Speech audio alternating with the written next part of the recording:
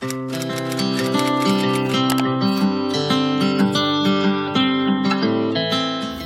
guys! Welcome back to my channel. Hello, good morning!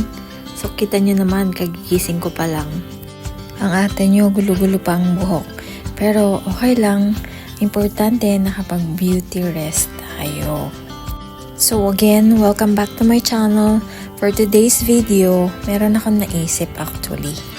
Habang nagmumuni-muni ako kanina, bago bumangon, naisip ko gawan ng paraan yung isang pinoproblema ko sa cabinet ko.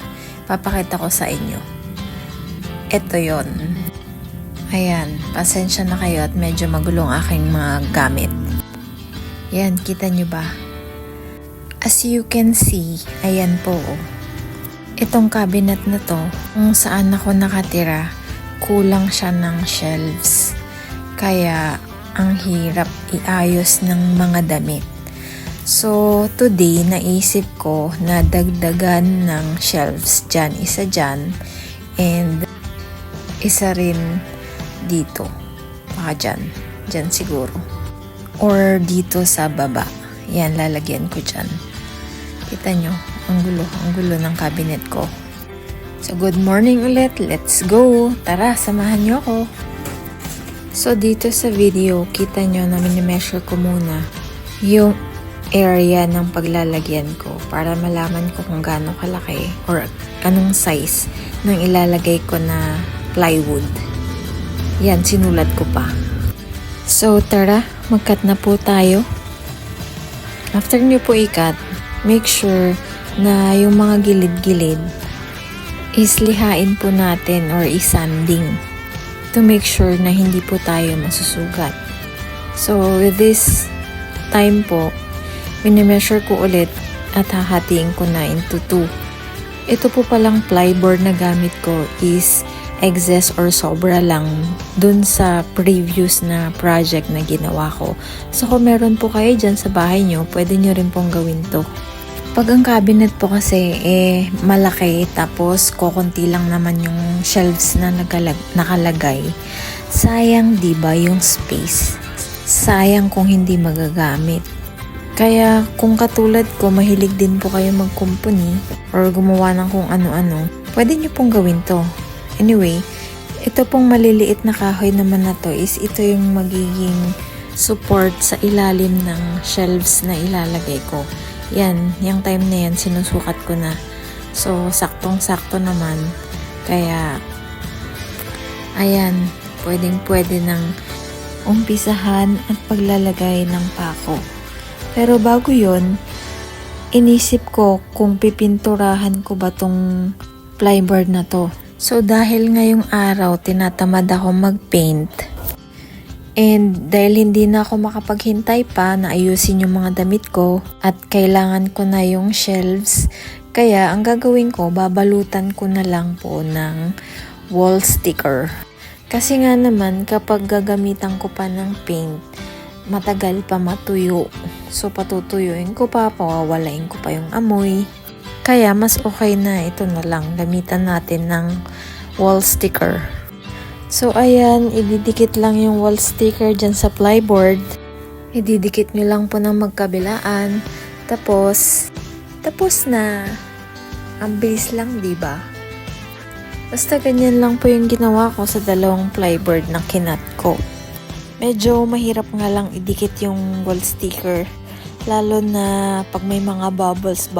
Kaya, kung makikita nyo, gumamit ako ng parang basahan na pamunas-punas. Tapos dahan-dahan yung open ng sticker.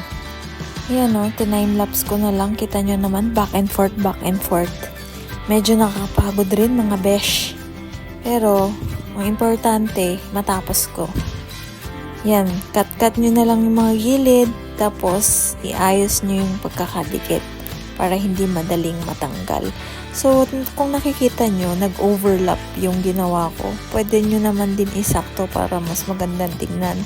Pero dahil naisip ko na papatungan ko rin lang ng damit, hindi rin lang makikita, kaya okay lang. In-overlap ko na lang. So, ayan, tingnan nyo yung sa gilid. Mas maganda kung ganyan din po yung gagawin nyo para medyo malinis naman tignan. Tapos ayan, paulit-ulit lang po yung ginawa ko hanggang sa matapos. Ito naman ang advantage kapag ginamitan natin ng wall sticker. Kasi mas mabilis nating magagamit. Tapos ayun, ginawa ko lang ulit sa isa pang plyboard.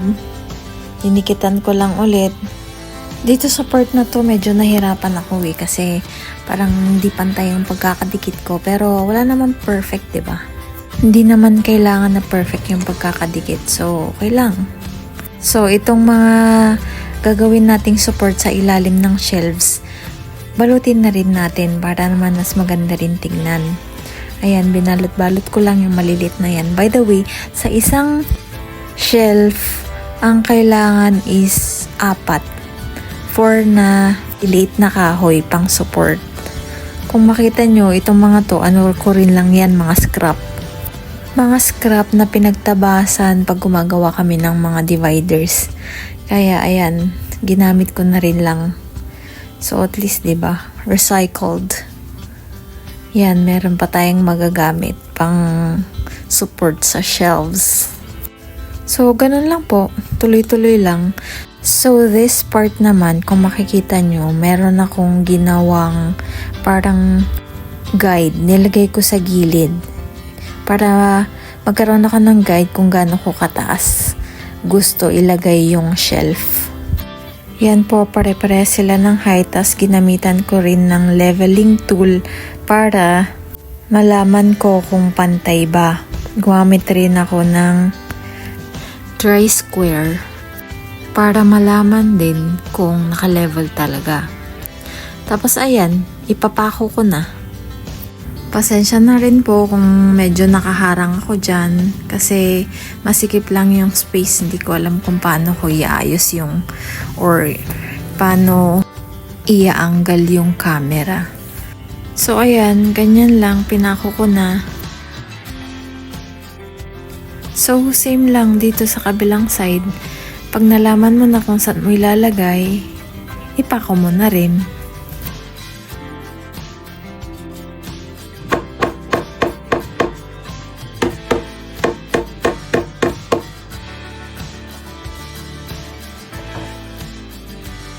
So, ganyan lang mga besh. So, simple, diba?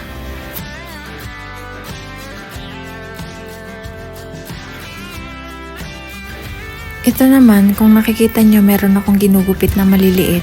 Maliliit din to na wall sticker para matakpan yung mga nails, yung mga pako na nilagay. So, punta naman tayo sa kabila. Ayan, tinanggal ko muna yung mga damit ko para, mailagay ko ng maayos. So, ganun din, same procedure. Lagyan nyo lang ng support sa ilalim.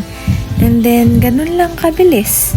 Meron na kayong additional shelves sa cabinet nyo. Ingat-ingat lang po tayo sa paggamit ng martilyo at baka mapukpok natin yung mga daliri natin. Ang sakit kaya. Pero so far, hindi ko pa naman napupukpok yung sarili kong daliri. Kaya, ayun, share ko lang. Lucky pa rin ako. Tapos lagay na natin yung plyboard. Ayan. Tara, ayan, tapos na. Galing, di ba? Sobrang tuwa ko kaya dahil dyan sa maliit na project na nagawa ko.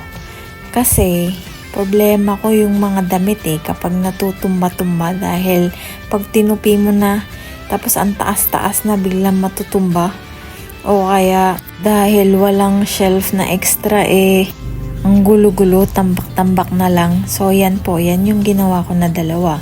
So 'di ba? Mas maayos. Ganun lang po kadali. So for more videos, please like, share and subscribe po ha. Thanks for watching. See you on my next video.